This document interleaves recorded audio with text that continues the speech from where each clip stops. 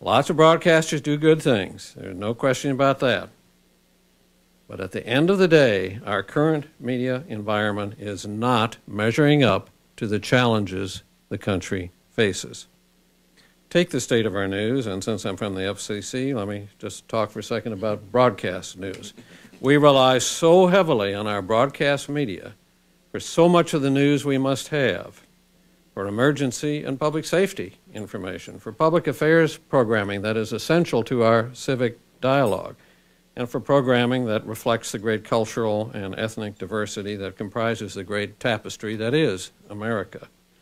But news gathering has been cut to the bone, and in-depth investigative journalism is going to be an endangered species if we continue much longer down the road we are traveling. Broadband and the internet open new opportunities. I understand that. But what we've gained there has not yet begun to match what we have already lost because of bad choices regarding traditional media. I'm talking about bad choices by the private sector through the heedless consolidation bazaar of the past decade that saddled companies with debt that became unmanageable when the economy went south, and that sacrificed localism and diversity to uniformity and program homogenization. And I'm talking about bad choices by government, particularly the commission of which I am a member, through years of mindless deregulation of public interest protections that undergirded the country's media landscape for decades. And together, I believe these private and public choices have exacted a heavy and an unacceptable toll on consumers, on all of our citizens, on the country, and even now we begin to see on the companies themselves. We have been asleep at the public interest switch for too many years, and we better wake up before it's too late. We should be developing policies, for example, to use some of that new digital television must-carry capacity for programs that focus on local culture and diversity groups and on local civic affairs and elections, on local music and arts and sports. Wouldn't that be a wonderful counterweight to all the nationalized, homogenized, stereotype mono-programming that seems to be ever more the norm? With a few media dance masters calling the tune, too few of the kind of stories I'm advocating make it to our screens.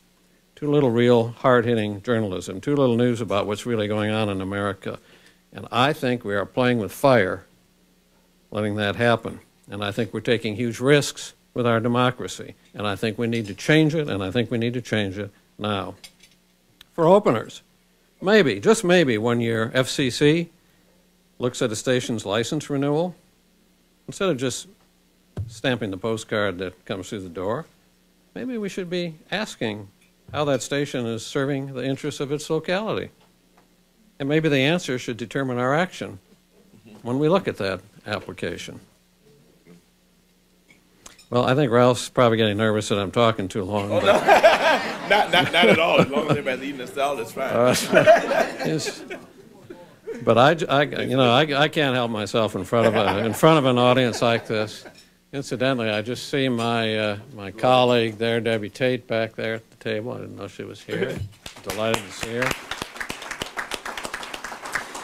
You know, you folks can do so much, and you can make such a difference. And none of this is easy, I know.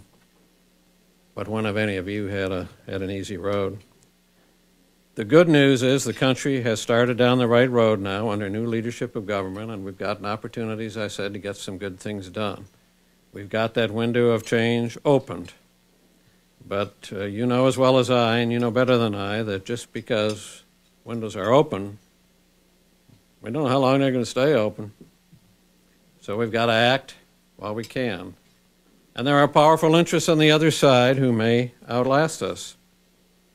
That's happened before, too. I don't think it's going to happen here. I don't believe it. Don't you believe it either.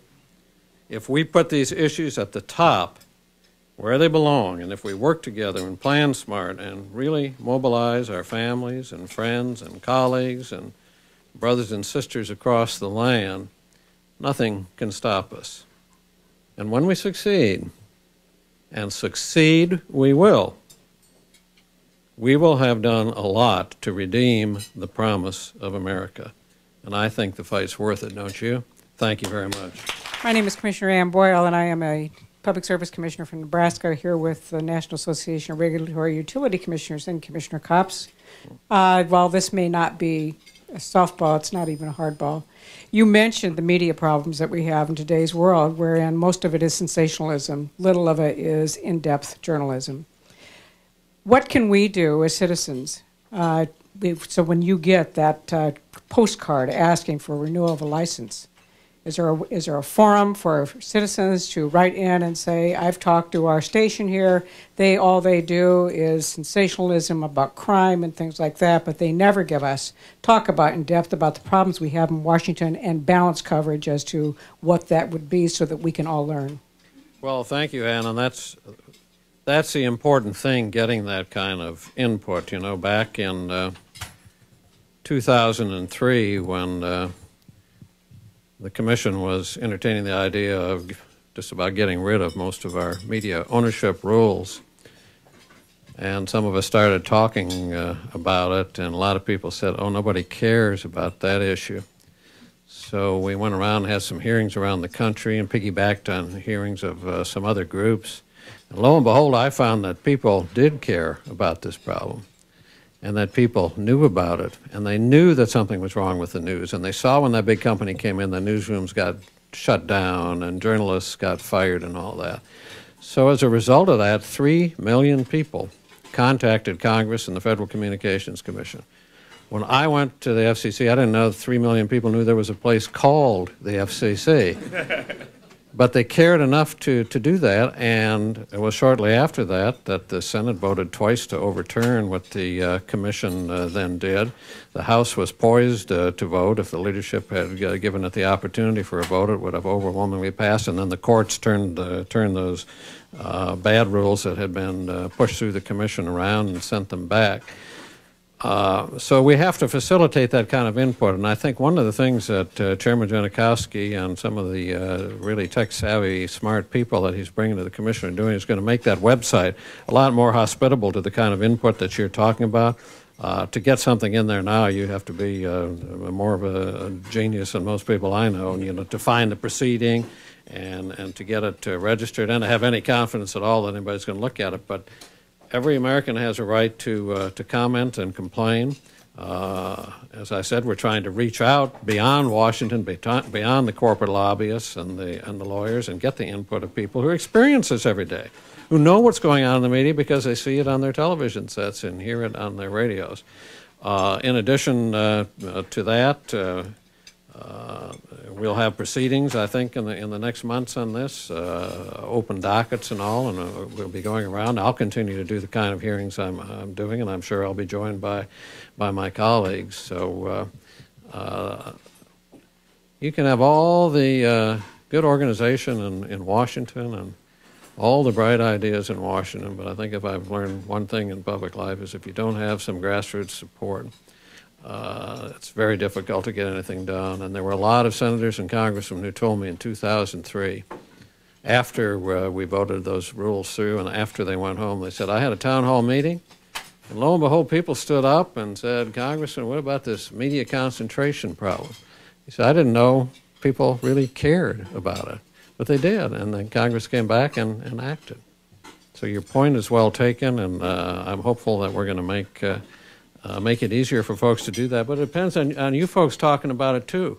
You can't just assume now because the new government's in town, everybody's saying good things, I'm saying good things and all that the problem's taken care of and it's going to happen. Not going to happen unless there's oomph behind it and grassroots behind it.